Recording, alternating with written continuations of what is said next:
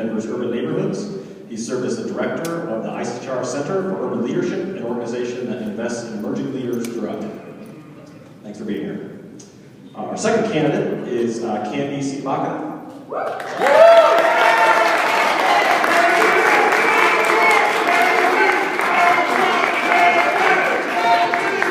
Candy is a proud fifth-generation native of Northeast Denver.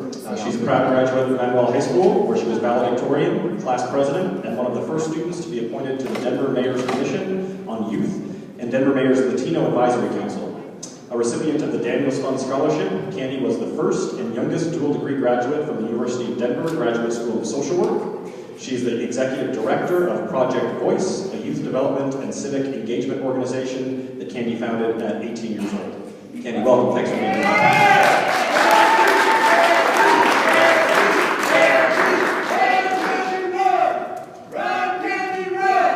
Our third candidate is Jonathan Woodsley. Mr. Woodley moved to Colorado in 2000. He started working in the restaurant industry and progressed into management. From 2008 to 2018, he managed downtown restaurants from small, independently owned to large corporate organizations. In 2013, he joined the Colorado National Guard and deployed overseas in support of Operation Spartan Shield and Operation Inherent Resolve in the fight against terrorism. After the deployment, he pursued his master's degree in global community engagement at DU. In his spare time, he volunteers at various organizations, most notably History Colorado Museum.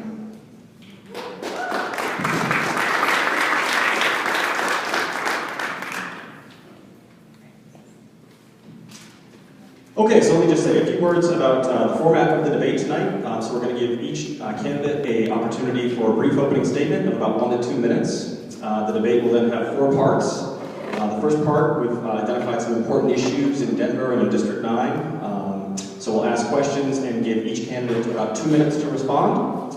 The timing will be up to the moderators, and we want to do our best to give equal time to all the candidates, but also keep the event moving. Our second round of questions will have a shorter response time of about a minute each.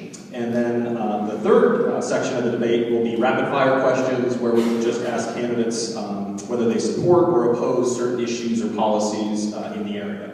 And then lastly, we'll give you all a chance to participate as well and take some questions for the audience.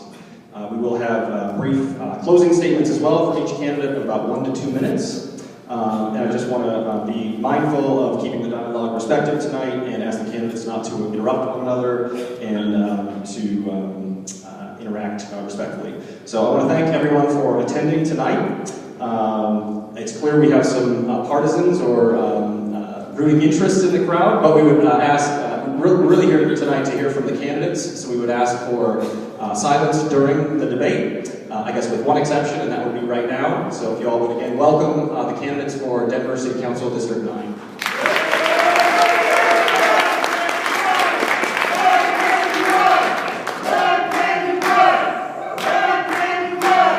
Thank you so much. Here's Sam, your first question.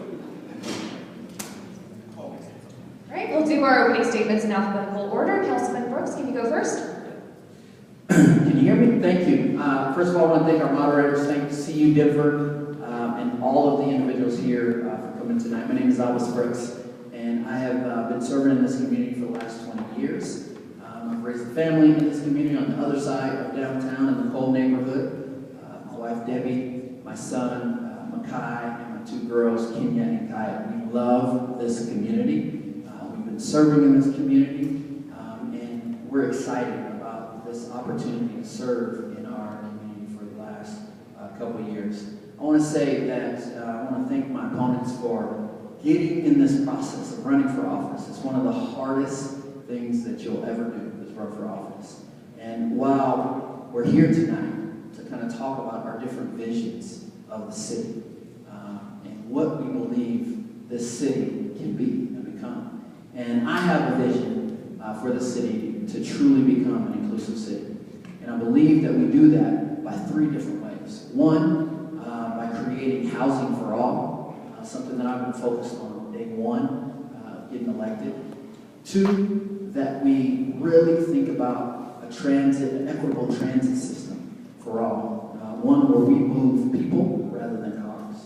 And I think three, that we focus on the next generation of people in this city. And to me, that's early childhood education and those who've been left out. And I'm going to share that with you tonight. So I'm excited to talk about specifics of what that looks like, what I've done, and what my vision is for the future for the city and running for City Council District 9. And I look forward to having a conversation and look forward to hearing about my vision. Thank you.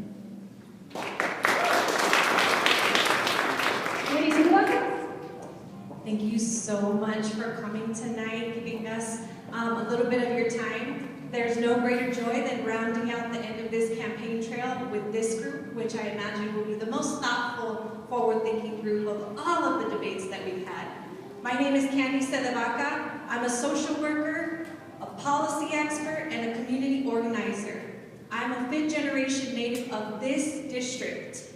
You heard earlier, I'm also a first-generation high school graduate, and I have dedicated my entire career to serving people like me, people like our community.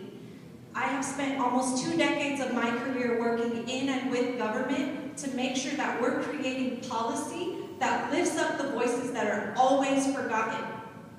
I have spent my career investing in this group, in the next generation of leadership. I've worked through Project Voice to train, employ, and organize young people like yourselves to insert their voices into policy. And so to be here with you tonight gives me hope that we can build the city I believe in. I believe that we can build a Denver that is more responsible, sustainable, and accountable to its people. I don't envision the inclusive city we think of when we hear that rhetoric. I envision a city where we go beyond a society that is just workers and owners. I don't want to live in that kind of city. And I believe we need to make big changes now to create something that benefits all of us and doesn't perpetuate a worker class. So that's what I hope to talk about tonight. All right!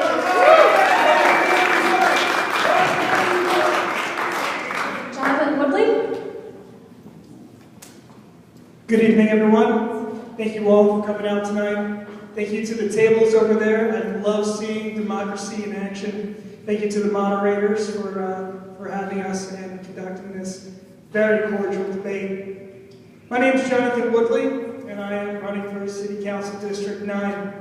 My experiences have taken me around the world. I've seen what it's like when a community comes together.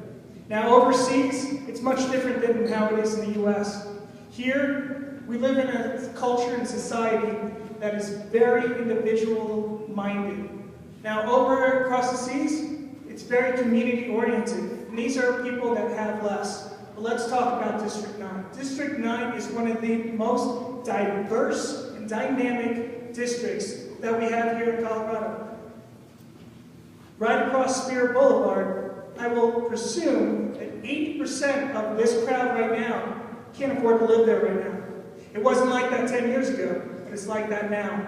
We have elected officials that are just more focused on bringing in luxury development that's driving up costs. Councilman Brooks wants to raise sales tax. This hurts. This hurts your pocketbook. This hurts your paycheck. This makes people displaced. And I'm here to fix that. What I bring is a balance to our local government. A balance that we have not seen in quite some number of years. We're talking about the same issues from 2011, 2015, 2019. And I fear if we re-elect certain officials, we're going to be talking about this still in 2023, except on a more intense level. So my name is Jonathan Woodley. I'm a student, I'm a soldier, I'm a veteran, I'm a volunteer, and I'm a business leader. I would appreciate your support and your votes. Thank you very much. I'm going to move on to part one of the debate. We'll have 1 to 2 minutes to respond. Our first question, to begin, we'd like to hear about your vision for the future of Denver. What do you see as the single most important issue facing District 9? And what do you believe you and the City Council can do to take action and address this issue? Candy, I'll have you go first. I think the rising cost of living and really the shift here in Denver of our city becoming a city only for the wealthy is the biggest challenge for all age groups across this city. I think we need to be talking about what we expect from developers, not what we hope that they would do. We got rid of our inclusionary housing ordinance. There's no mandates anymore on developers to build affordable housing. We've commodified housing to the degree that we will not be able to allow the market to correct itself. The government needs to intervene, and we need to do so by making affordable development mandatory. We need to increase the linkage fee. Our linkage fee is one of it's what did you say, Jonathan, last time? You can buy rolls of fabric cheaper than what we're charging developers for affordable housing. So I absolutely think that's what we need to be focused on for the next 5 years. Jonathan?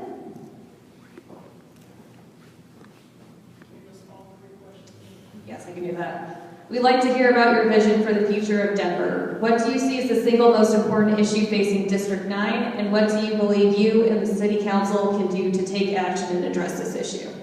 My first answer to the question is my vision of Denver. My vision of Denver is to make it a more cosmopolitan, take a more cosmopolitan approach. What that means is that we can include everyone in the conversation. Now, I'm not just talking about those who can afford it. I'm not talking about one religion or one color, one race, one age. Everybody can come together with their different views, and we need to live together and work with each other. I want to bring communities together. I would love to see neighborhoods come together, close down the street, and have barbecues. I would love a Denver where you know your neighbors. Much isn't like that anymore. We're not there. Affordable housing and affordability is the #1 issue here in Denver. It's the cause, and all the other problems are just the correlation of that cause. Now, how can we build affordable housing? Well, we can curb the luxury development. We already have a high supply of apartments, and units, and houses that I personally can't afford, and many can't either.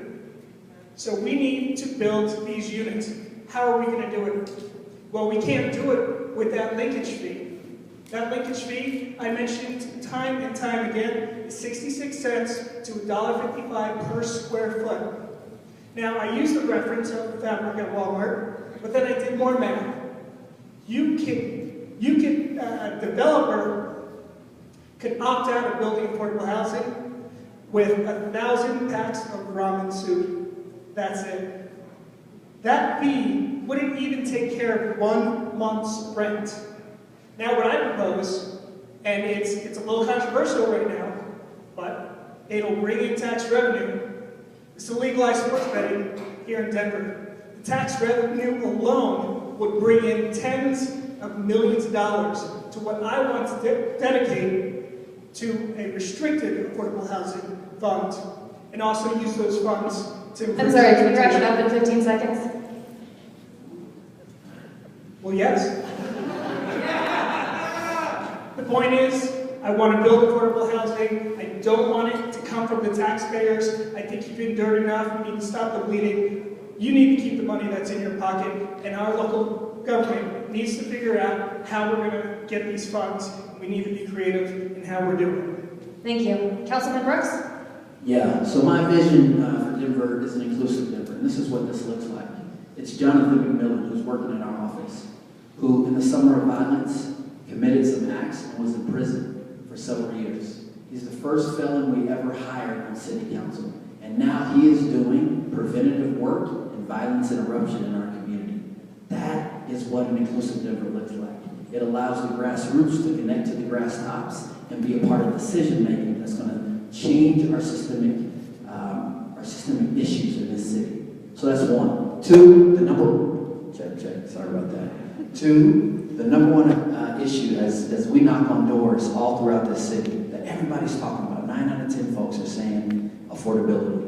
We were the first, and this is ridiculous to say, but in 2016, me and my colleague, Robin Kinich, were the first to put an affordable housing fund together. This linkage fee that they're talking about, it It was the first time that we charged a fee of all development all over the city of Denver. So as you were frustrated at seeing cranes, know that those cranes are charged. And still, when we tried to put that fee on there, we only got it passed by 9 votes, right? There are people who are against that.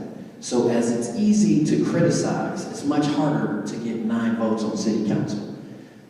I have a vision of saying, you know, we need to work on preservation of units. For the first time in 2016, we also put the preservation ordinance, which gives us the right of first refusal to buy, to take care of those units that are coming off of affordability.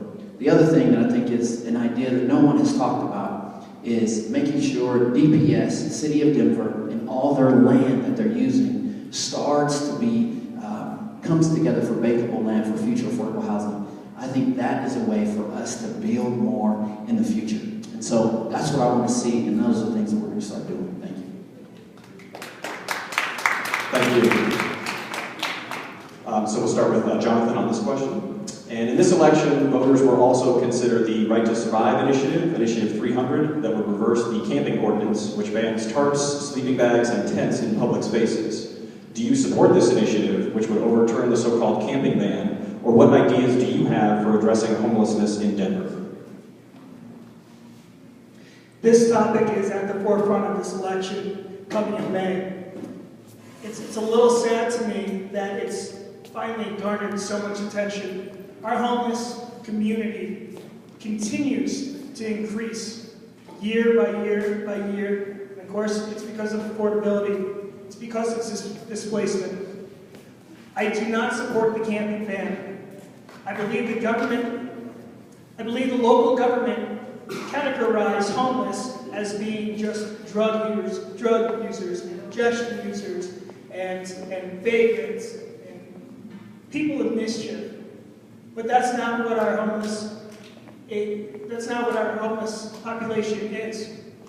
However, I don't support Initiative 300 because Initiative 300 is painting all our homeless as just working people. But it's more than that. Neither measure really addresses the issue at hand. It's how do we get those working homeless people into housing? Okay, how can we rehabilitate those that are on drugs or those that have mental challenges? These are issues that the ball has been dropped. So no, I do not support 300 because there are better ways. We need to get those leaders from Initiative 300. We need to get those who support the camping ban. We need to get them at a table, and we need to find balance. And that's what my campaign is all about, balance, finding solutions, not dealing with problems as they come, but finding the root to the issue and helping people. And that's what I want to provide. Thank you. Alice Brooks. So on Initiative 300, I do not support it because I don't believe it helps individuals who are dealing with homeless issues.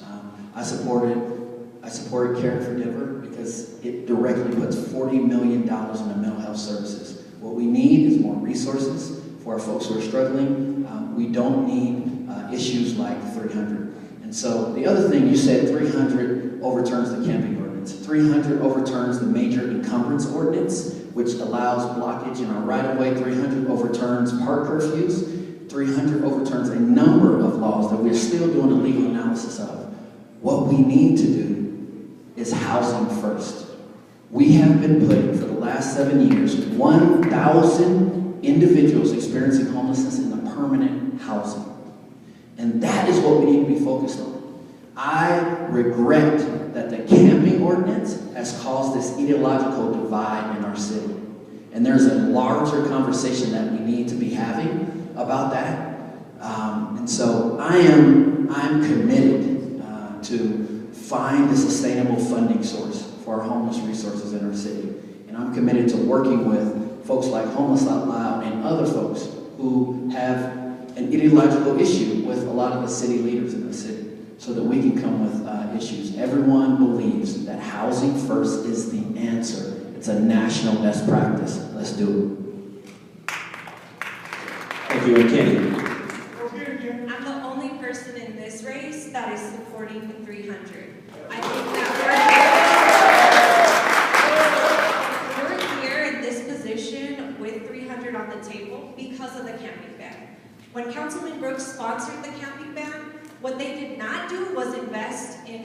services and substantial solutions for the problem. And here we are, 8 years later, talking about the same thing with the same business interests that supported the camping ban, dumping money into 300 when they could be putting those resources into the solution. So it is a no-brainer for me.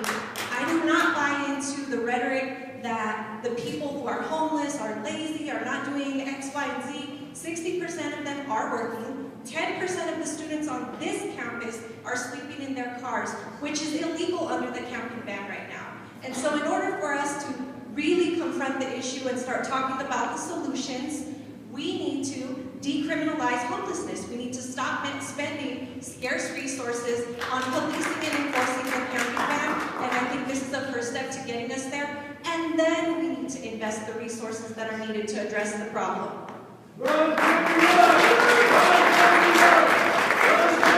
Thank you. Hey, I appreciate the enthusiasm in the room. We do want to try and get to all of our questions and be sure we hear from the candidates on all these issues. So if we could just keep the outbursts maybe a little bit to a minimum, that'd be great. Thank you all.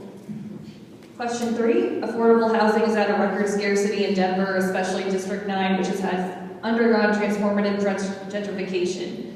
What will you do to address this issue that adversely affects lower income families, especially minorities? Councilman Brooks? This is sort of the same question, but I want to address gentrification.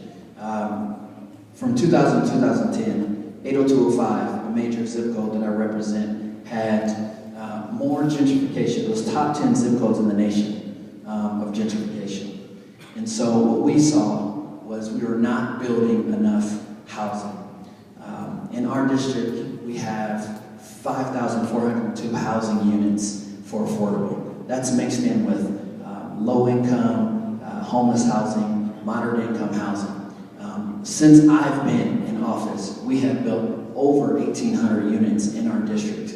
And I think that's important. We need to start seeing that around the entire community. There are communities that are fighting affordable housing issues. This year in the city, $50 million of resources will go towards affordable housing. That's the most in Denver's history. So we are on the right trajectory. We now need to start leveraging it with the nonprofit industry, with the private sector, to make sure that we can really grow this opportunity.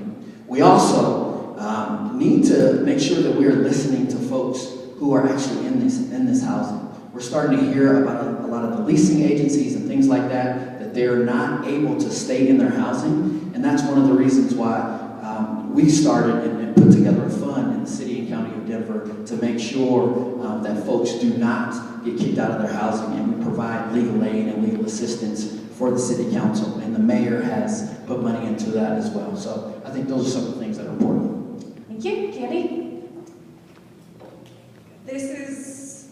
The answer to this could take an entire semester, but I'll run down with the basics.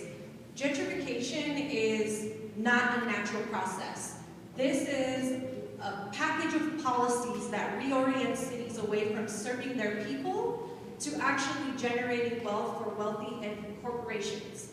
And so when we talk about how do we intervene in gentrification, how do we support and protect vulnerable areas, we have to face the fact that even though that study was commissioned back in 2012 to identify areas of vulnerability, it is 2019 and we haven't done much. So the narrative about we're doing the most, we're investing the most in our entire history, well, yeah, because we've grown the most in our entire history, but we're also taking more offline than we're putting online, so there's a net loss. So I think we need to be talking about reforming zoning code. I think we need to talk about reinstating the inclusionary housing ordinance. I think we need to increase the linkage fee. I think we need to talk about experimentation with land trusts, cooperative living, real estate federations. There are so many things that we need to be doing to protect our vulnerable communities, but the primary thing we need to do is make it not profitable to commodify housing, to build luxury units when there is not a market for that. So that means not expediting those developer projects, not letting the city run their zoning overlays, not letting projects that are adding in the most vulnerable areas of town. That is what we need to stop doing, and we need to expedite the ones that listen to community, that could get community involved on the front end and build what we need and what we desire, not what's going to generate the most profit for them. All right. Jonathan? I don't want to say this subject is simple, but I think we need to change the narrative and our mindset on how we approach development. I want to work with developers that want to work with us. That's the first step. I need those developers to understand that they're not going to maximize their profitability. That must be understood. We can incentivize developers so much as finding on our end how we can lower construction costs. Construction costs are a big burden on the development companies. But if we can find ways to lower those construction costs, we can start building more and more rapidly. I would also like to propose our communities that are hit the hardest to provide a neighborhood trust fund. And by this, they are able to actually buy into and develop ownership and equity in their neighborhood and have a say in the direction of their neighborhood being developed. I also like to do the same kind of program with local businesses so we can keep local businesses afloat so they don't have to go to the bank to get a loan because there is a neighborhood trust that neighbors can invest in. Now you're wondering, well, how can we raise money as a neighborhood? Right, it is an investment. But the local government can also give a portion, a grant, according to how much money that neighborhood brings in, so that there is local support there. Our Hispanics, our Latinos, are the most gentrified community here in Denver. Can you imagine Denver without our Hispanic community? That would be almost half of our culture gone. And then the next is our African American, our Black communities. They are being displaced as well. So how do we stop this? How do we stop the bleeding? Well, the simple solution is we re-elect a new mayor and we change some council seats. We do that here in 2019. From there, we need to give communities back their voice. We need to let them know that we do need your involvement. We do need you coming out. And not every 4 years just because we're having an election. This needs to be an ongoing community engagement process. It's going to require all of us, and not just your local government, but your neighbors and the community leaders. Thank you, Jonathan. One programming note, if you do have questions for the candidates on the note cards, we can just hold those up silently and we'll have some people come around and collect those for the end of the debate. Thank you. So we have two more questions in part one, and both of these questions concern transportation. The first question is more broad, and the second question concerns I-70 expansion. So I think every single one of us in the room has an understanding of the transportation challenges that exist in Denver. The 2018 election witnessed the failure of two ballot measures proposing to provide increased transportation funding.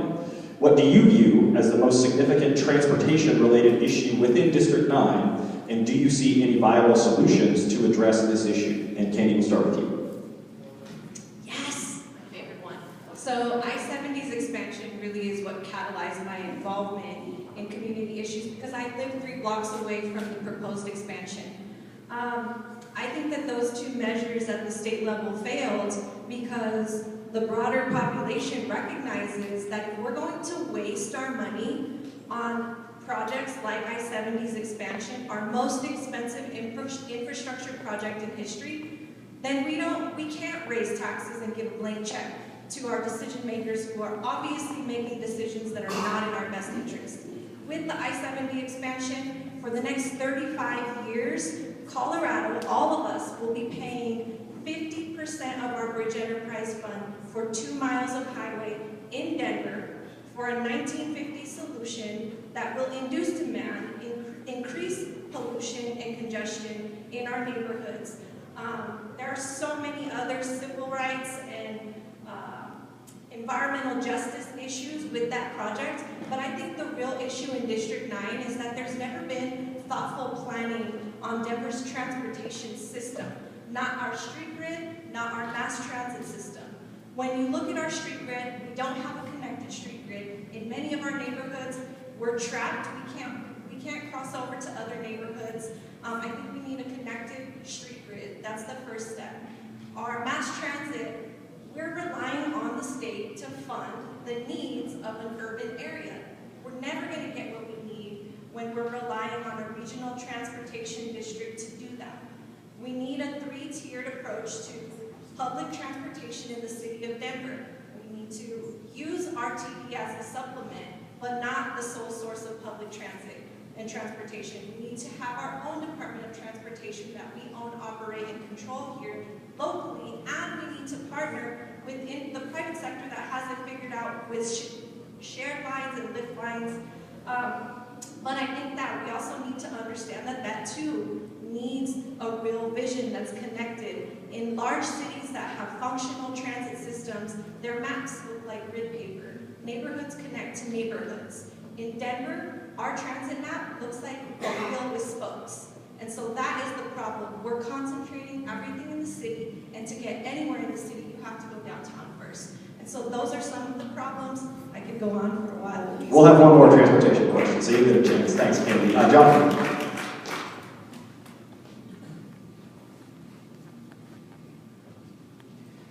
Last Thursday, sorry, are you awake?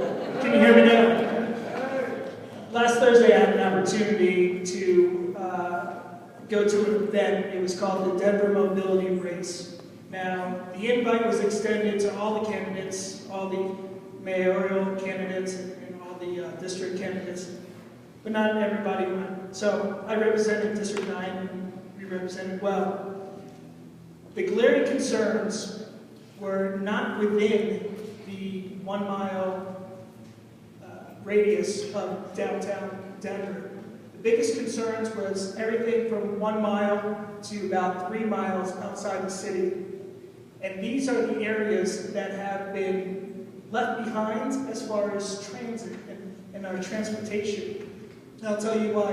Because if you live 5 miles outside the city, then you have access to light rail. It's convenient. It makes sense to use these public transportation systems. It avoids traffic and everything of that sort.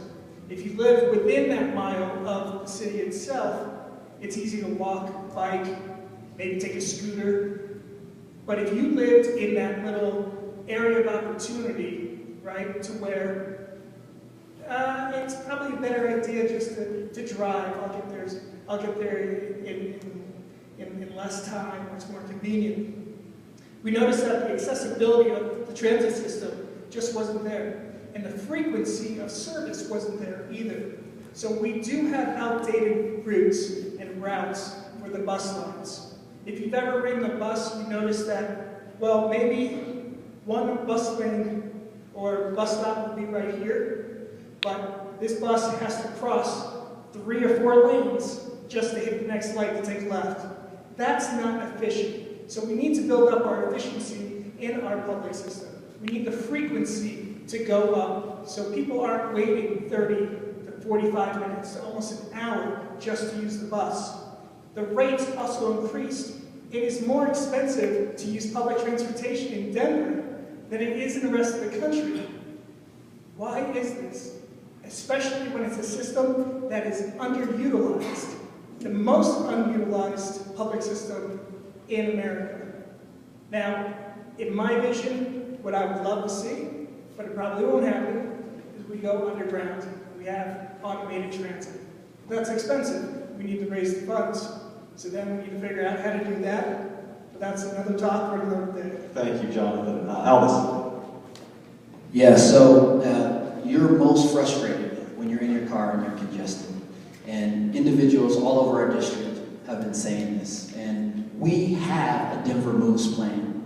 We have a bike plan. We have a sidewalk plan. We have a transit plan. We just can't fund it. So I am proposing a sustainable funding source of a sales tax increase to fund our Denver Moves plan for the city of Denver, so that we can do this within 5 years and not 15 years. District 9 has connected more sidewalks. District 9 has built more bike lanes, and District 9 has built more transit lanes than any other place within the city. So we're headed in the right direction. The problem is we need to do a lot more. And I do believe that there's an issue, and this is one of our platforms, is making sure that there is an equitable transit system. The most inclusive transit that you've been on is on the 60th Street free ball ride. And we need to see more of that. There are many municipalities that are doing that, and we need to do that in the city of Denver. I believe we can build that. We're building out the transit system, the bus rapid transit. Thank you so much for voting for that in 2017. In our bond project, that is the most traveled transit system in our city on Colfax, and it's important that we build more. Mass transit is the future, and that's what we need in this city for folks to start thinking differently.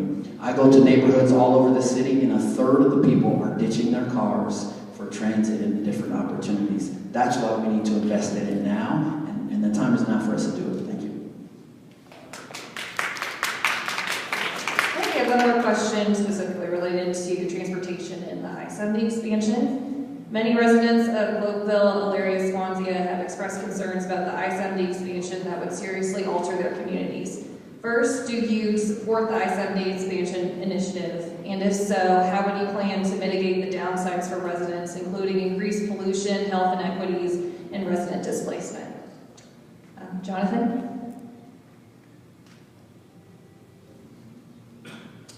I'm one of the believers that think that the I-70 project could have been rerouted a different way.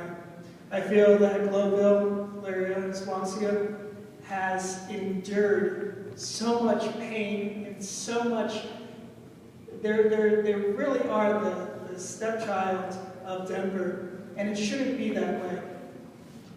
I feel that those neighborhoods, right, they need to be brought up, but instead, we put the I-70 project there. The local government wants to put the tiny homes there. The local government doesn't want to even give them an affordable supermarket or a place for them just to buy some accessible, cheap groceries to feed their kids a healthy meal. So I feel like the project could have been rerouted, but again, I'm not a developer. I'm a military man. I know rockets and missiles, but again, I feel it could be rerouted. I feel that we could have went another way. But again, I also feel like this was too late. This was too late of a decision to make. Okay, and it's failed government policies from the past that will continue to go on and go on. And that's basically one of the things that I dislike most about our local government is they're always too late to fix a problem. They always just want to deal with the situation and hopefully mitigate it and let it go away. Those things don't eradicate the issues. So,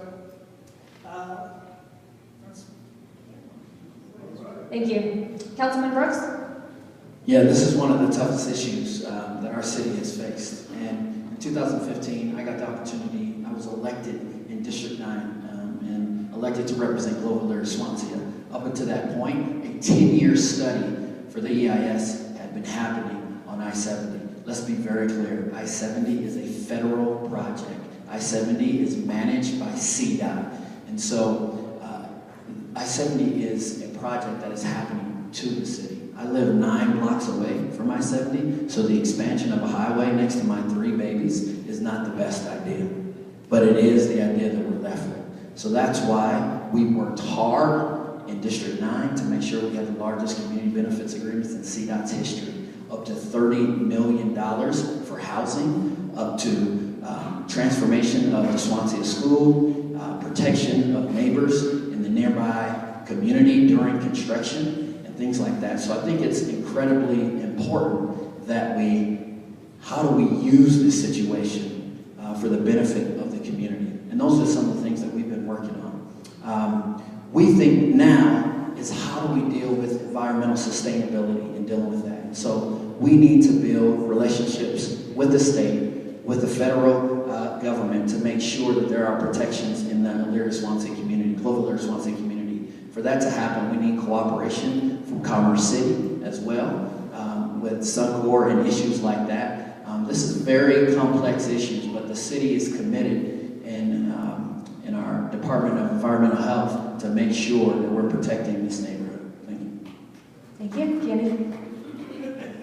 I think that response was a perfect illustration of the lack of leadership that we've experienced at every turn with this project. My family, I live in my great-grandmother's house. We lived there before I-70 came in, and we fought the first time I-70 came in. When I approach policy, my top priorities are people, planet, and historical context. All of my red flags went off when this project, when I was showing up to community meetings, watching rooms full of people protest this project.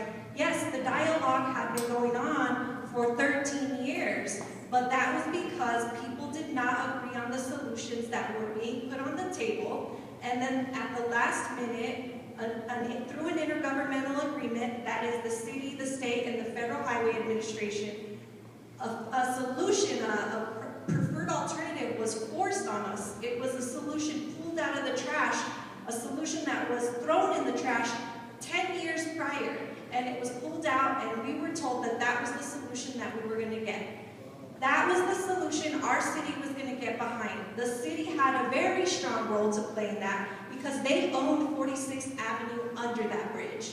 Because they are the ones who commissioned the study to analyze how much housing we would be losing, and they knew at that time that we were losing, I think it was roughly $14 million of housing that we would lose directly through eminent domain, and they settled and agreed to accept $2 million in exchange for that. On top of that, we took on the burden of paying for the $380 million worth of stormwater protection for that state and federal project. So there's nobody in this current administration that can deny the city's role in this project. In fact, we had to sue the federal government, the EPA, the city, and the state.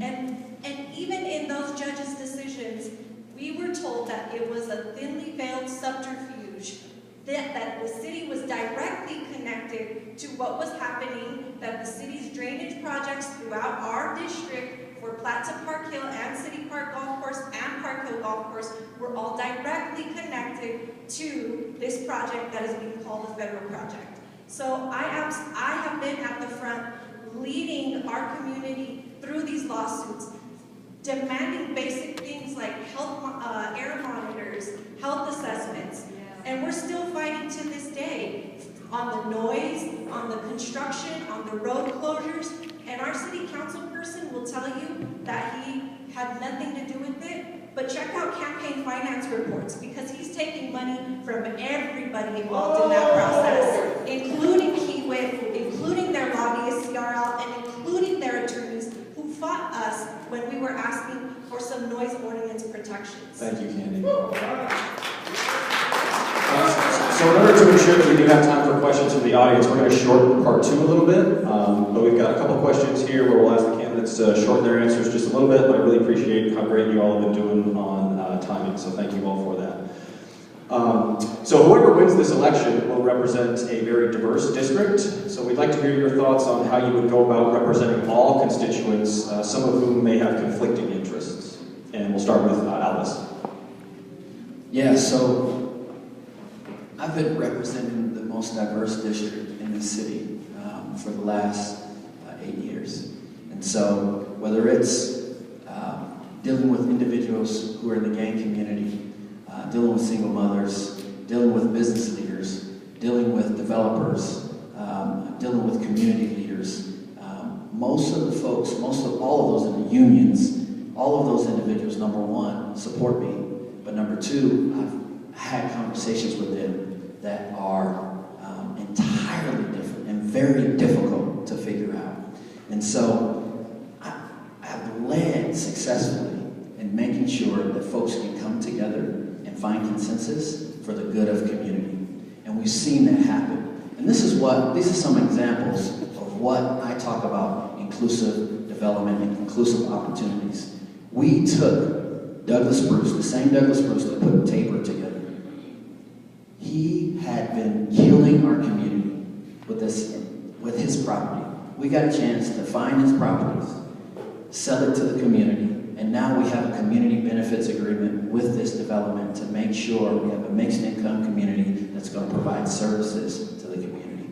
And so I think when you bring people together, it's about listening to everyone and finding a common source to get something done for the community.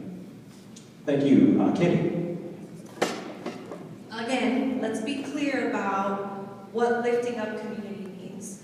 I have a specific commitment to lifting up the voices of the marginalized, because I think that people who have resources, who have access, they're doing just fine without the government intervention.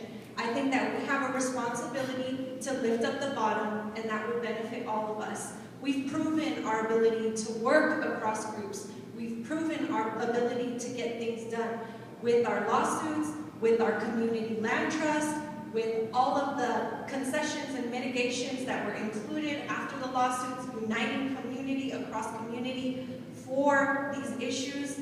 These elections are examples of that. But when we talk about inclusive communities, and that project specifically, the Doug Bruce property, District 9 had very active community groups trying to get that land to develop our own community land trust, to develop our own community resources. And you know who got that land? It wasn't community, it was Albus's old boss. So let's talk about what community is and who we're lifting up in these processes. Thank you. Jonathan? I think these two could go on that for quite a while here. They're good at fighting each other, I'll tell you that much. But the question is, how can we get everybody, and how can we listen to everyone? And I think that I'm actually the only candidate who is willing to do that. And I'll tell you, there's two reasons why. One, I'm not tied to special interest. Zero. Not one connection to a special interest group. Two, I have zero political agenda. It's easy to do that when you're an independent.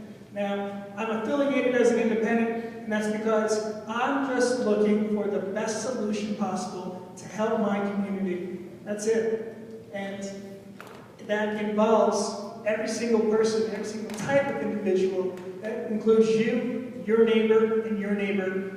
I don't care what race, creed, ethnicity, where you came from, if you've been here for 50 years, or if you've been here a native, or, I'm sorry, 50 years, if you're a native, if you're a transplant, I'll listen to you all. I'll make myself transparent. I will come to you. You can call me at any time. And that's the kind of leader that we need. We need someone that's going to be efficient, someone that's going to represent the poor and the rich, the old and the young. So that's who I am. I'm here to bring balance back to our local government.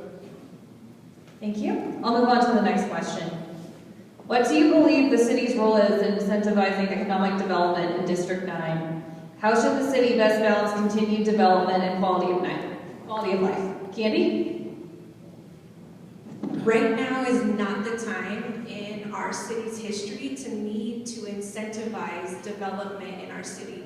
We have a history as a boom and bust town, and that is because we get those dollar signs in our eyes when we see profit to be made, and we're courting people like Amazon, and we're courting the corporations who we're going to give tax forgiveness to, and then the people end up carrying that on our backs. Right now is the time for leadership to say, okay, we're the top economy or city to live in the country according to these magazines and news reports, but now we're going to pivot. Now we're going to build something that's sustainable for all of us. And what that doesn't mean is that we're going to give all of these subsidies and incentives to people who are coming in. Now it's time to take care of the people who are here and build. So I don't think we need to incentivize development in District 9.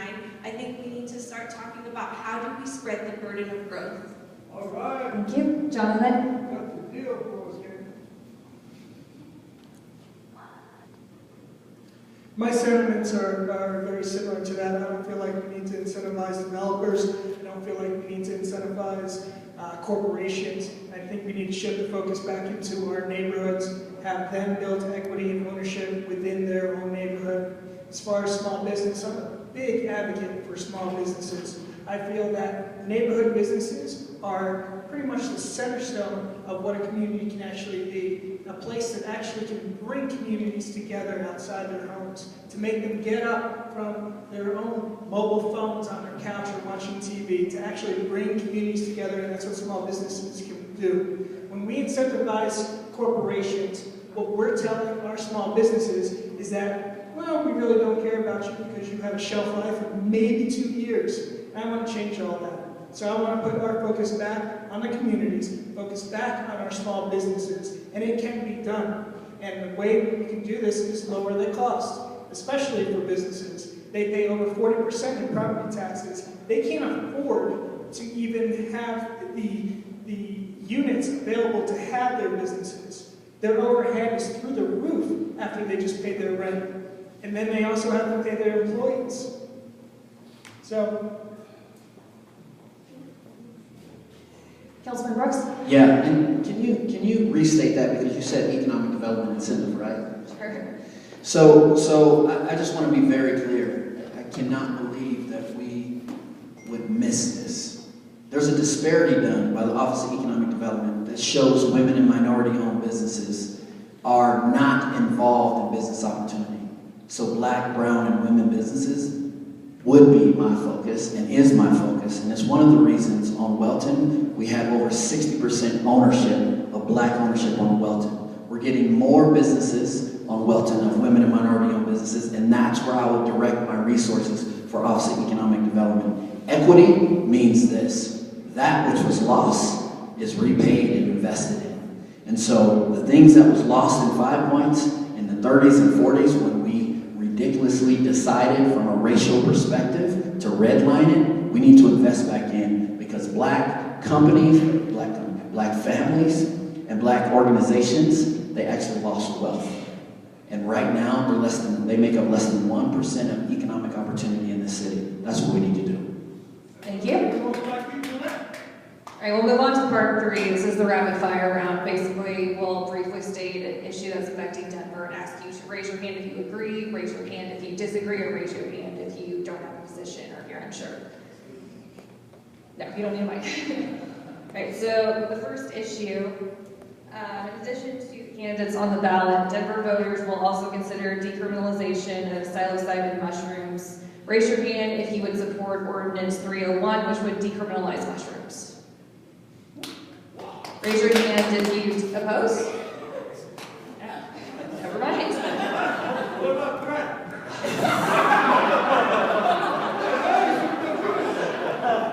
We'll get to questions from the audience. Thank you so much. So last year, the Castle Rock City Council overhauled its animal code, which included a repeal of its long-standing breed-specific ban on pit bull-type dogs. Denver has had a similar breed-specific ordinance in effect since 1989. Which candidates would support keeping Denver's ordinance, the so-called pit bull ban, in effect? Which candidates oppose the ordinance and would prefer an alternative? Thank you. Question 3. Some cities are considering policy changes or regulations concerning tobacco, e-cigarettes, and vaping. Which candidates would support increasing the minimum age of the sale of tobacco products from 18 to 21? Which candidates oppose?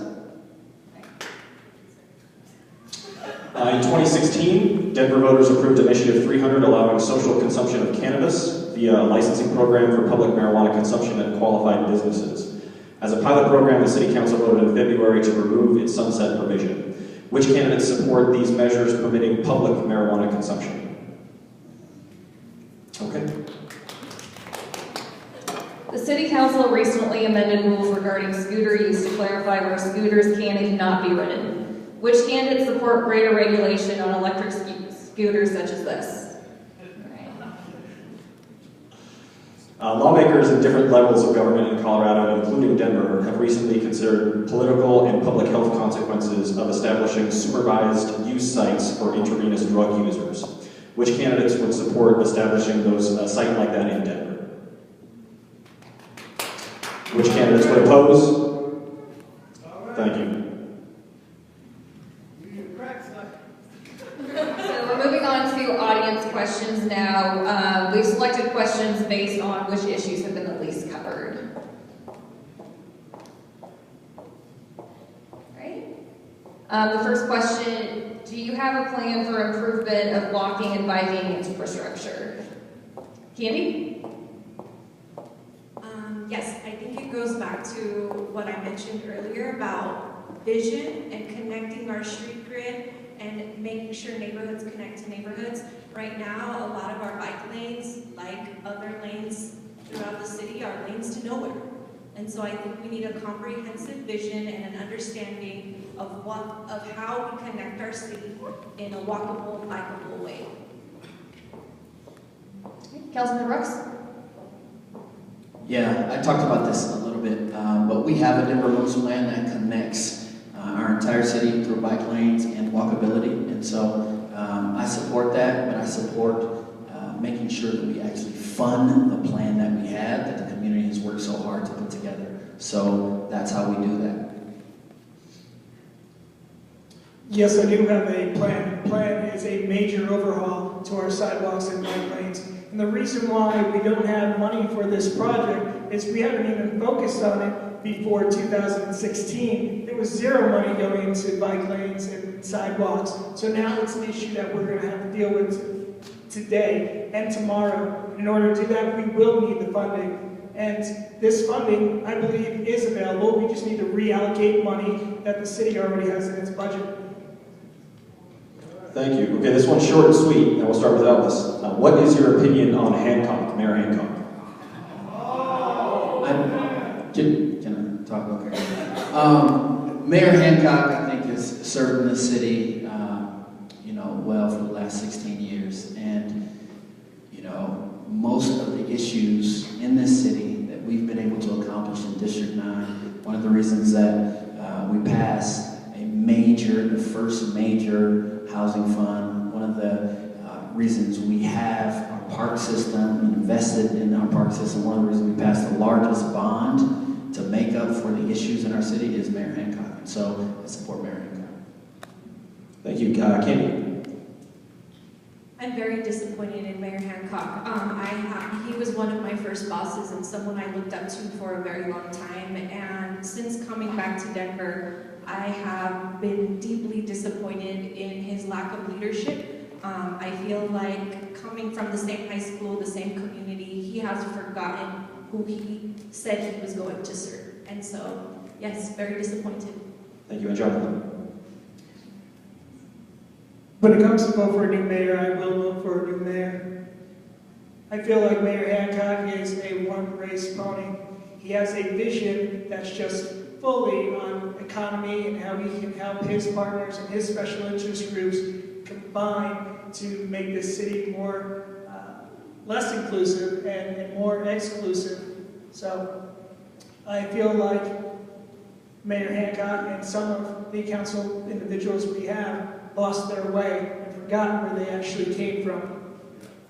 Thank you. Our next question is on human trafficking. What measures will you facilitate to prevent the trafficking of peoples?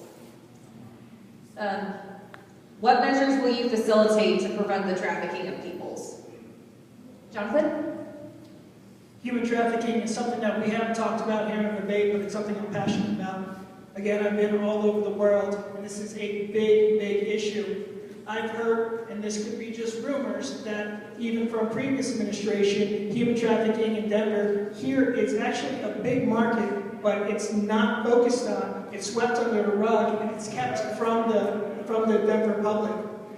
I'm a big advocate for law enforcement and those serving our communities, and I feel that we need to give them the proper resources and the proper allocations to continue to fight human trafficking. Human trafficking is disgusting, and it's disgusting what some of these people that are victims of it have to go through. So I think we need to build our awareness, and we need to be honest with ourselves, and that starts from the top. That's right. Thank you.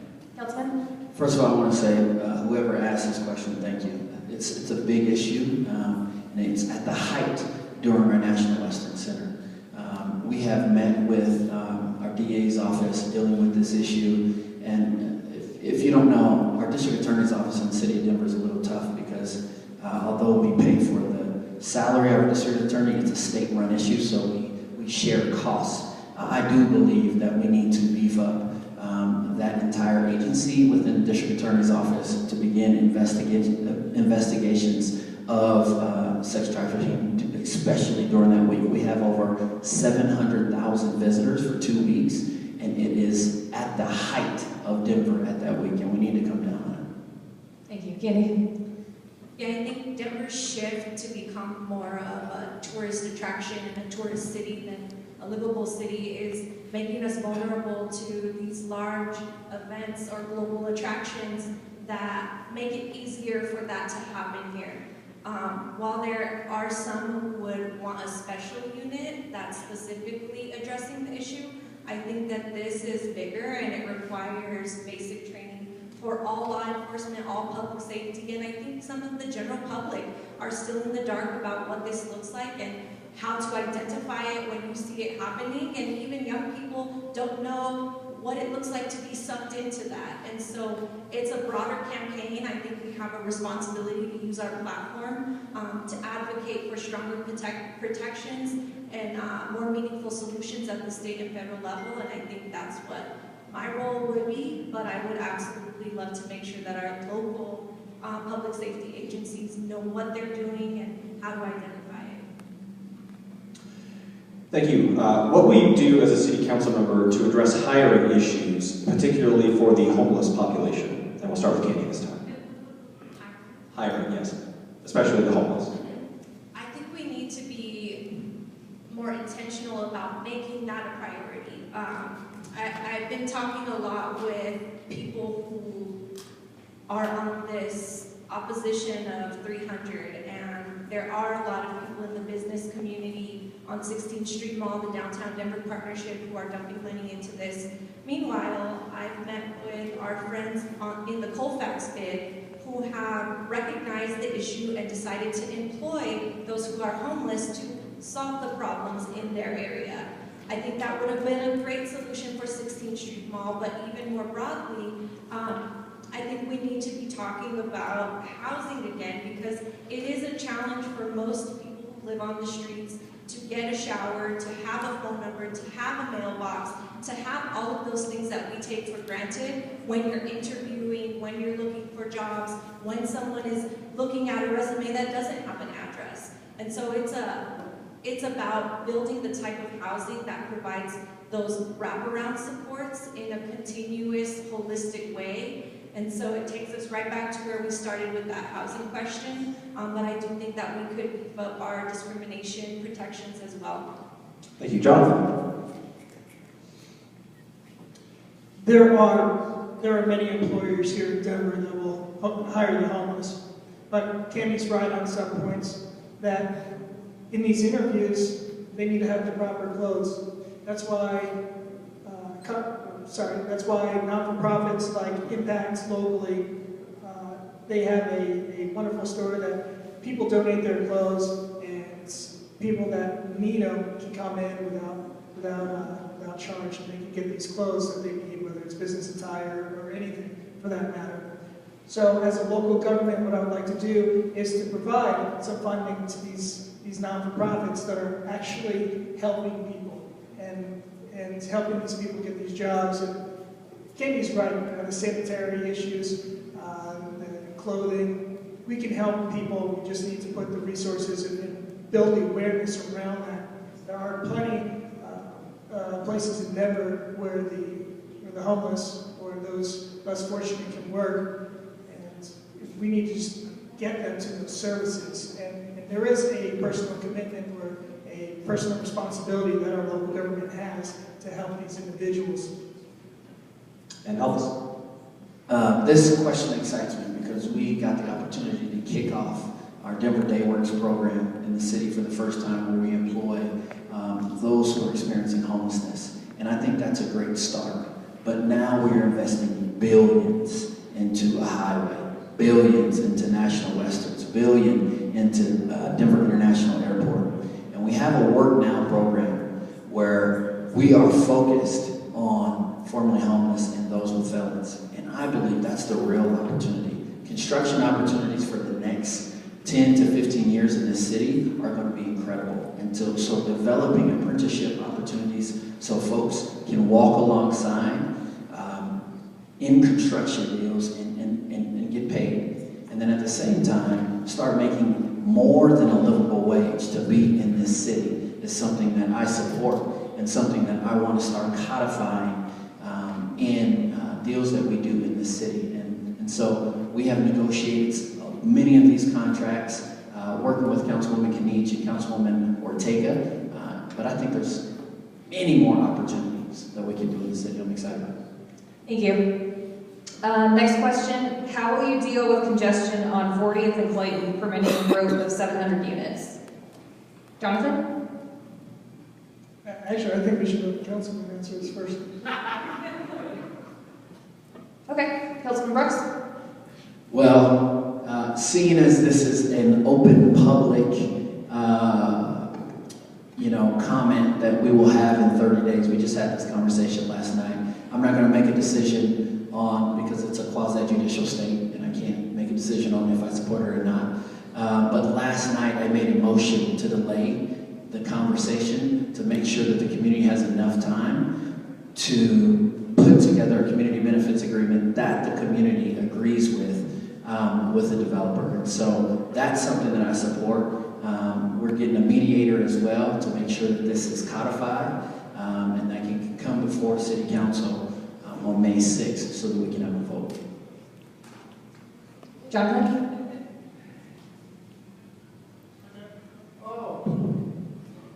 I think that just shows that honestly I can't answer that question because it's not even I've got a solution. So I live less than 4 houses away from this proposed project. I think that this project, this developer, is not even required to have a general development plan to add 700 units, which could potentially turn into 700 luxury units without a community benefits agreement that's formal. I think this should have been the city's opportunity to recapture the street that is in the middle of that property. So right now in Swansea, there are 3 ways you get in and 3 ways you get out. That's York and Josephine, that's considered 1, Clayton and Steele. Those are the only ways in and out of our community. Right now, that project, there is a street that goes through it that should be Thompson Court.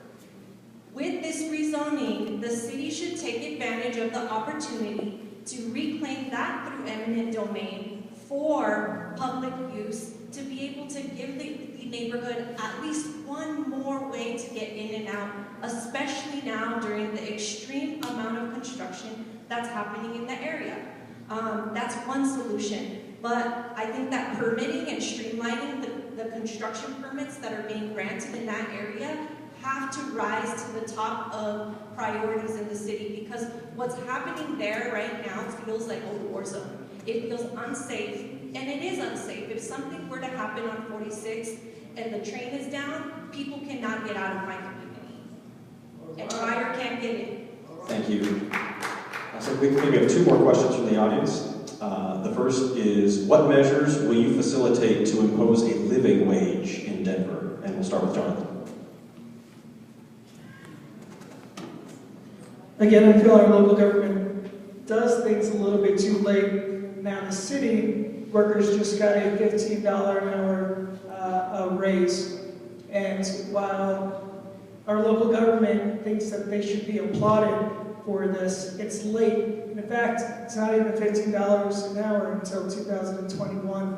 So by 2021, affordability here in Denver with the same mayor and the same elected officials will be even more increased. So then we're going to be talking in 2021 on how we should be raising pay again to 18, to 21, to where it's never enough. So we need, again, to fix the issue, which is to increase the supply of housing.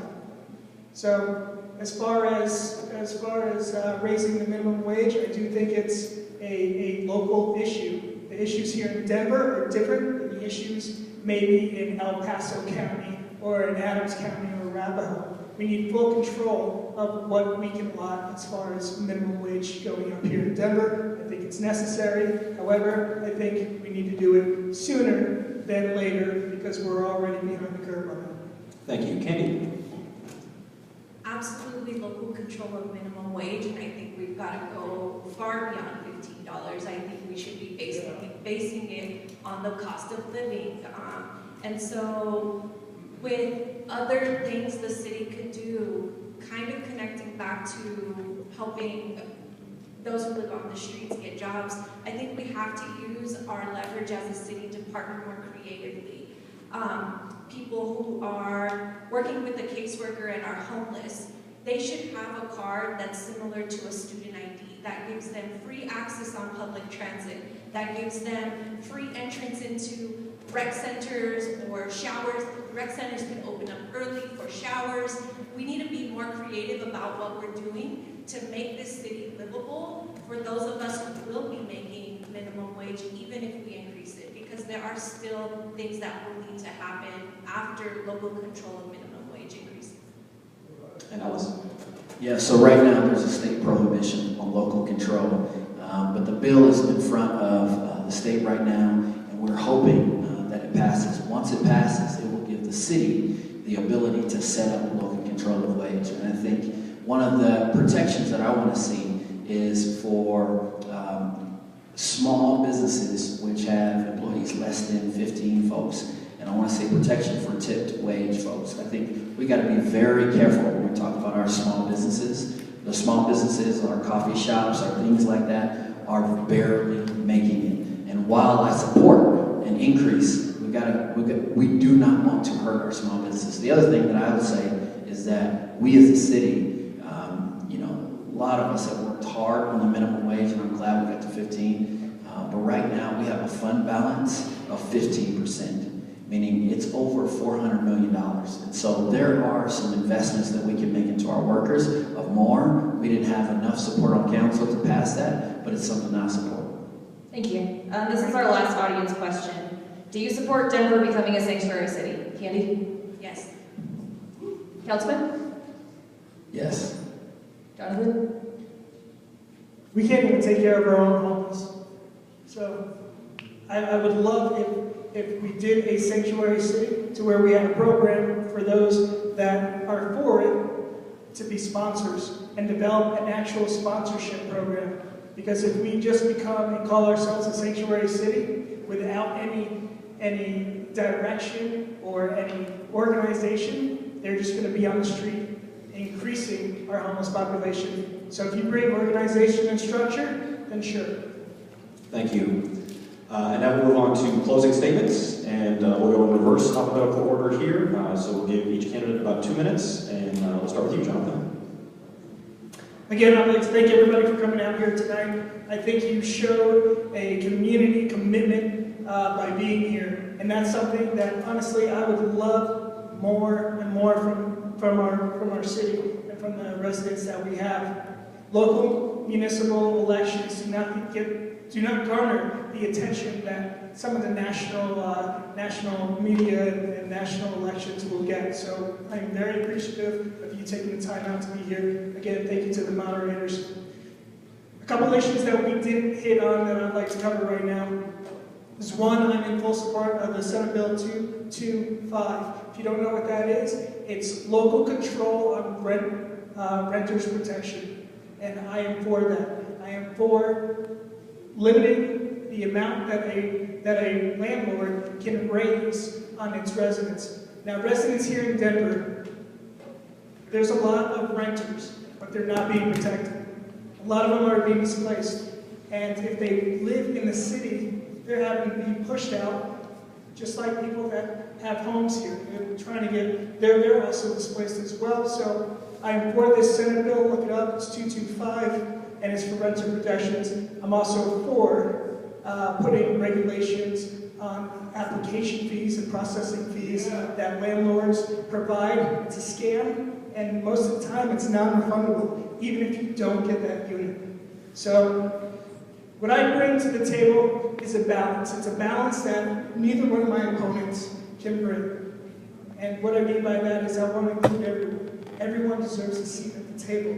Everybody deserves to eat this meal that we call Denver. Denver has a booming economy. We can get everyone involved. It's going to take hard work, and it's going to take community engagement, but we can get it done Again, my name is Jonathan Woodley, veteran, student, soldier, and I would love your support and your vote. Thank you. Thank you, Jonathan. Thank you. Thank you all for being here tonight, for listening, for participating. Nothing that we're building in this city matters more than building up our people.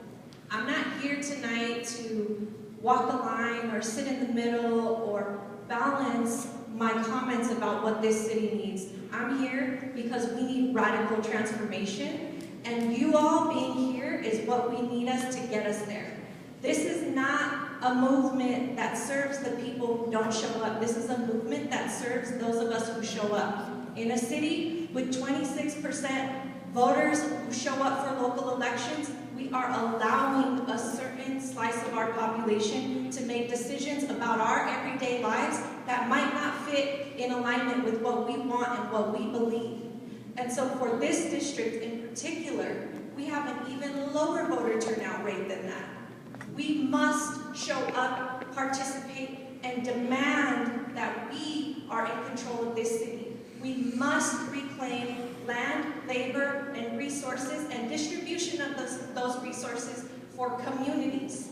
And that is what I'm here to do, and I hope that all of you will show us what you want to see in this city. And that is through your participation, that is through voting, that is through knocking doors, that is through calling people and getting your friends and neighbors out here to vote. Because our lives are at stake. That's it. That's all there is to it. So please vote for me. Do your research, be informed voters, and do it by May 7th. Thank you.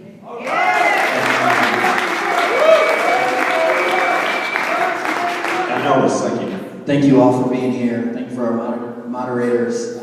It's about three things to me. It's about electing someone who's willing to listen to opposing views, who's willing to legislate. That means making sure they can get 6 other votes to pass legislation, 8 of the votes to overturn the mayor on any decision. I've done that for 2 terms as council president and for big legislation in the city. But more importantly, it's about leading.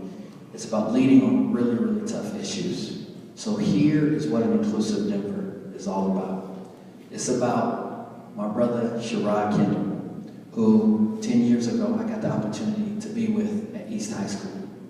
And Sherrod made a poor decision a couple years ago and was in prison for a couple years. And I wrote a letter of support for him to the parole board, and he got a chance to get out.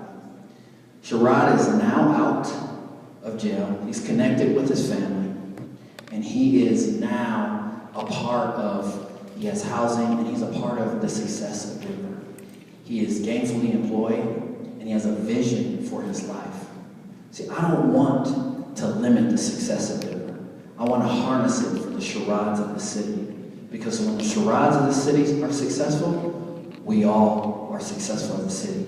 That's an inclusive Denver. That's what I've been a part of since 2000, working on the east side. That's what I want to be a part of in the city, and that's what I hope that we can build. I want your support. Albus Brooks, District 9, vote by May 7th. Ballots get mailed April 15th, so you'll receive them by the end of the week. Thank you so much.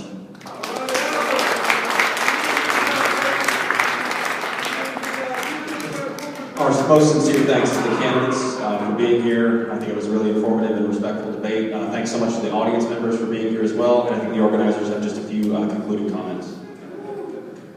Yes, thank you all. We wanted to just say a couple things, a little reminder before we leave. Hi, I'm Olivia Morales. I didn't get to participate in the opening remarks. Blythe and I were presidents of our respective student organizations. This event grew out of an idea that we had when we took the class together. We were like, why, we need to be more politically active. This needs to be a more politically active, engaged campus. So this was in the spirit of that. If you are a student here, come talk to us. We want to grow our student groups and to have more events like this. And we think that civic engagement is just a hugely important part of the college experience. So please talk to us. Thank you so much for coming. Thank you to the candidates so much for participating in this, and please, a round of applause. applause for our moderators. And,